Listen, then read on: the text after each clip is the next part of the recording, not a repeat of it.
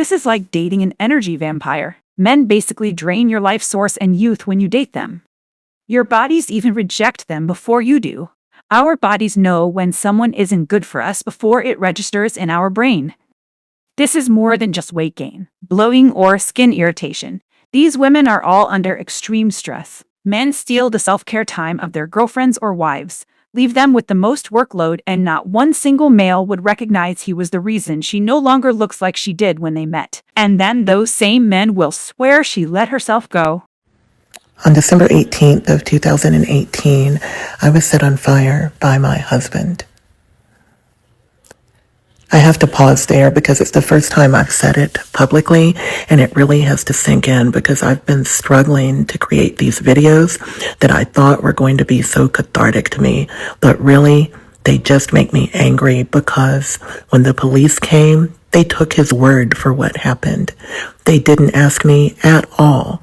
They did not come back to investigate after I woke up from a 2-month coma. They just decided that the man who had been arrested not even 2 years prior for aggravated battery and that had been on the Florida registry from a conviction when he was in college was telling the truth. I'm lucky to be here, and I will stand up for myself and others. I love y'all. Remember that whatever you're going through, this too shall pass. This poor woman was brutally assaulted and left permanently injured by her ex-husband on her birthday of all days. And do you remember the woman who wore the viral dress a few years ago? That trend of people trying to guess whether the dress she wore was blue and black or white and gold that led to her and her husband going on The Ellen Show. A few years later, that same woman's husband, Keir Johnston, tried to take her life. 53-year-old Joanne Ward was unalived by her husband, 57-year-old Lawrence Ward, and he was sentenced to just 3 years and 4 months in prison. I could spend this entire video talking about men doing terrible, unspeakable things to their girlfriends and wives, but I already have a video about that. More and more women are starting to finally realize that men truly don't value your life. Whether if it's your birthday, or you've been married for decades, or if you're pregnant with his child, they don't care at all. If they're not the ones doing the harm, they're the ones defending the man who does the harm in the comments. Doesn't matter how admirable, honorable, and lovable a man appears to be, there's a very high chance that he could just be a wolf in sheep's clothing.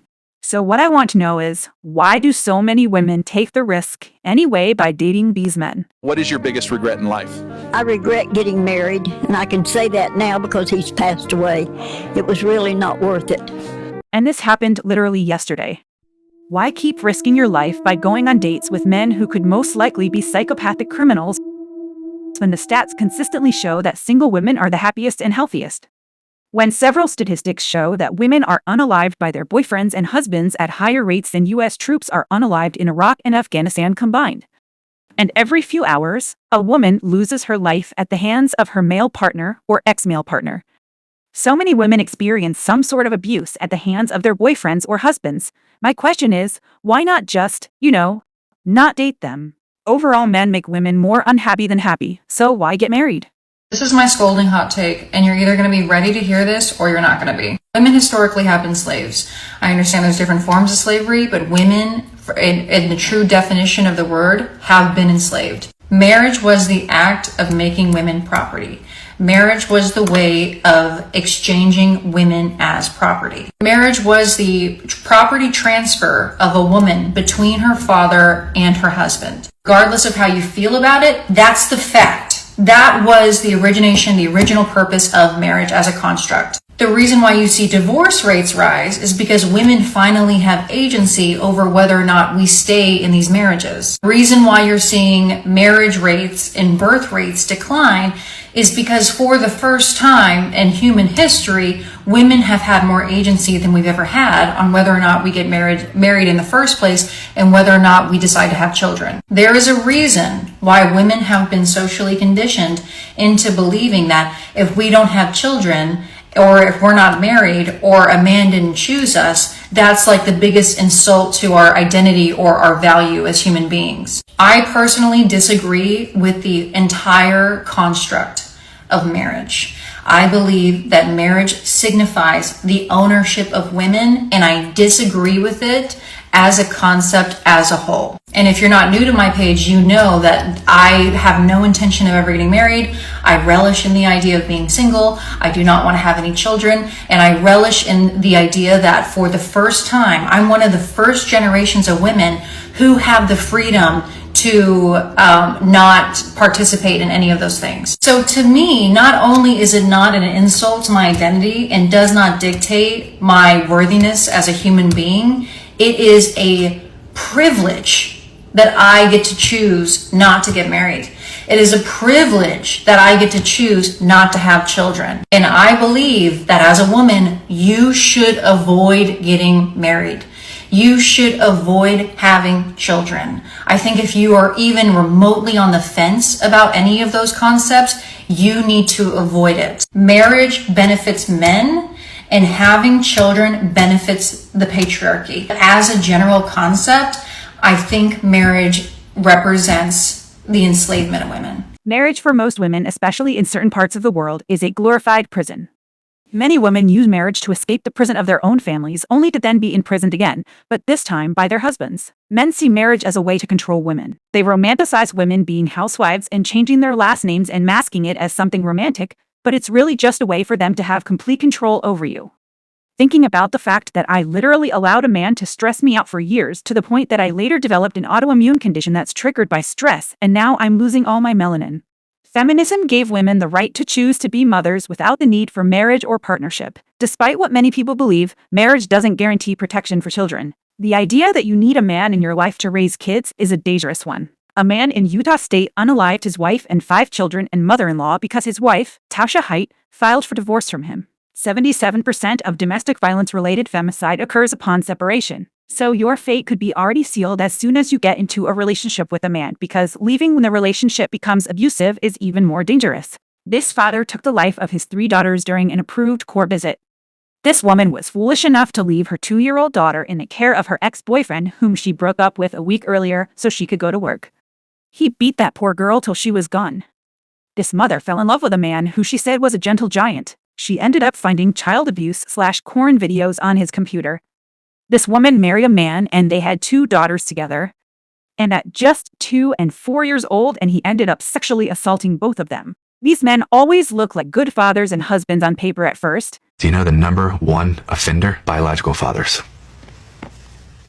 This is over the last 30 days, and every red dot on that map is at least one unique IP address of individuals downloading, sharing, distributing child abuse and images under the age of 12. And there's over 111,000 of them just in the US of the last 30 days. Sean, it's right here in our backyard. 55 to 85% are also hands-on offenders, and your average offender has 13 victims in their lifetime. You know, one of our hearts is to get the Renewed Hope Act passed through Congress. Right now, in victim identification officers at C3, there's 7 of them. There's how many? 7. When we go back to those 50,000 boys and girls that are unknown in the ICSA database that we were talking about before, out of those 57,000, over 3,000 of them were infants or toddlers. Oh, man. And then we get into the fight against live streaming. And do you know the number 1 payer of live stream of boys and girls around the world? US. And in peer-to-peer sharing, we're 3rd. China, Russia, America. So a lot of women date and marry these men they never even realize are predatory towards children. With the self-destructive mindset of not all men, most women end up risking their lives and the lives of their kids to be with men. You grow old with them, letting them around young girls, not knowing the whole time that this is their true nature. Very disturbing news as Keke Palmer files for a restraining order against the father of her children after an insane and deplorable series of physical and emotional abuse he's done to her. Keke officially went to court yesterday after a very recent incident where she has physical proof in the form of security camera footage where Darius Jackson threatened her before lunging at her for her neck, was striking her, and then threw her over the couch and stole her phone. I completely censored this photo, just the back of his head is right there for proof. In February, Keke Palmer said that he choked her and body slammed her onto the stairs in their home after becoming violently jealous and irrationally angry over a bikini picture she posted. Worst of all is that he would do these things in front of their child. Keke took to court, but he took to social media, and right when this lawsuit came out, he said, "I love you, son. See you soon." I bet you he's gonna start leaving a trail of posts on social media to use his son as a prop to not get a worse punishment for himself, and this post isn't about loving his son.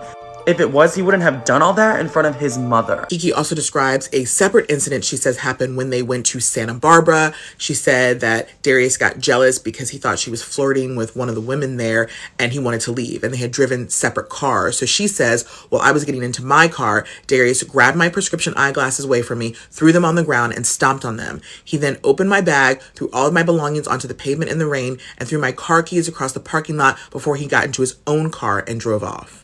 In Keke's declaration, she also says that Darius started to express jealousy over the time she was spending with their son. She says, Darius said very disturbing things to me that caused me to fear for our son's safety with him, including, quote, how he understood why male animals in the wild want to eat their children, and, quote, a man's love for his child is based on if he loves the woman.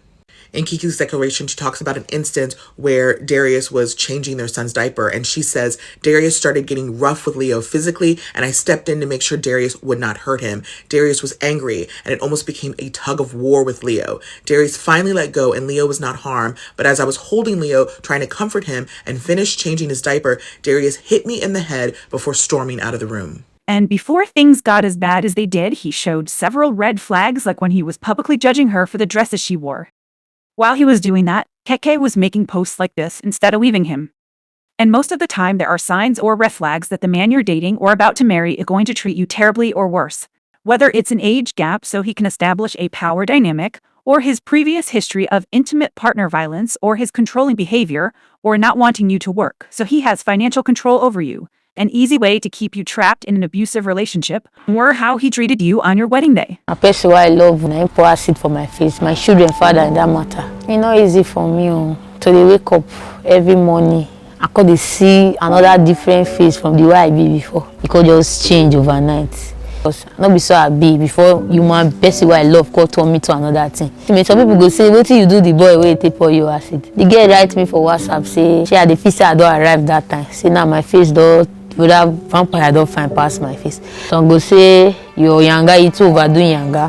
They don't damage your face or ground. The word plenty, not be all of them, but the word they plenty people don't tell me for this face. For this my face will spoil so. And this now 5 months now. June 6, 2024, this year night happen. It's today, till tomorrow safe. I don't know what me do when we make a pour acid for my face, because that very the way this thing happen, me and I no fight, so no quarrel. I say I dey pour things for my clothes. Spread my clothes for the whole pile or the pour things put. Now I call us and say, wetin I call do again? Wetin you call the do again? Now I just face my direction, pour am for my face. Now I run, come up for house, lock door against me. Why not for fear run come outside? And my 4-year-old daughter, now she come see help me open the door, call the shout, mommy come outside, mommy come outside. Now people take gather. The reality is, most women can't have a perfect romance like Taylor Swift and Travis Kelce. Even Travis Kelce isn't as perfect as you think. Men are more likely to leave their wives when they get sick, compared to when the husbands get sick.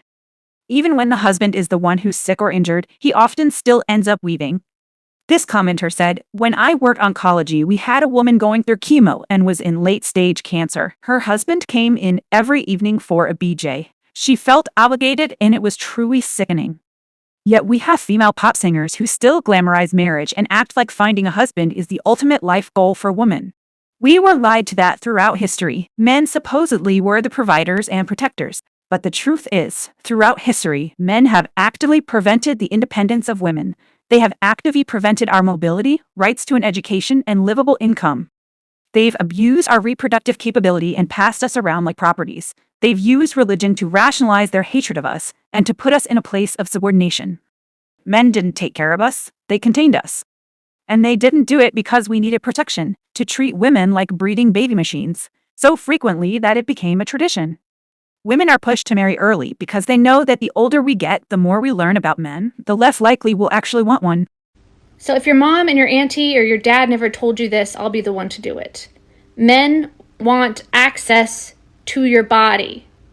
Men need access to your body. They are deeply obsessed with it. They need access to it. They don't care about wasting your time or your life. They'll call it love. They'll hold your hand. They'll take you out for soup. They'll take you to a free car show. They will dupe you. They will manipulate you and gaslight you. Everybody else is doing it. Don't you want a relationship? It's a waste of time to get access to your body. And it doesn't stop there. They'll even say, don't you want to get married to me? Look at a big fancy ring, a big house. Now just stay in the house. I'll provide for you. Don't worry, I won't back you into the corner. I won't totally overwhelm you and consume your entire life with kids and a house. Don't worry, I'll take care of you. And then when the tables are turned, he's got free access to a woman at home, and then he can wander the streets and do whatever. They don't care about you as a human being. Most men just want you for a pretty little object so that they can objectify and use as an access to a woman's body. When a man sees you, he doesn't go, oh, I can't wait to be in love with her. He says, oh, I can't wait to gain access to her body. That's all he's thinking about. We're not the same. And they know that. They know you have a heart, and they play on that. Don't fall into their game. And don't let them tell you what your worth and value is and that it's just in the home. Are you kidding me?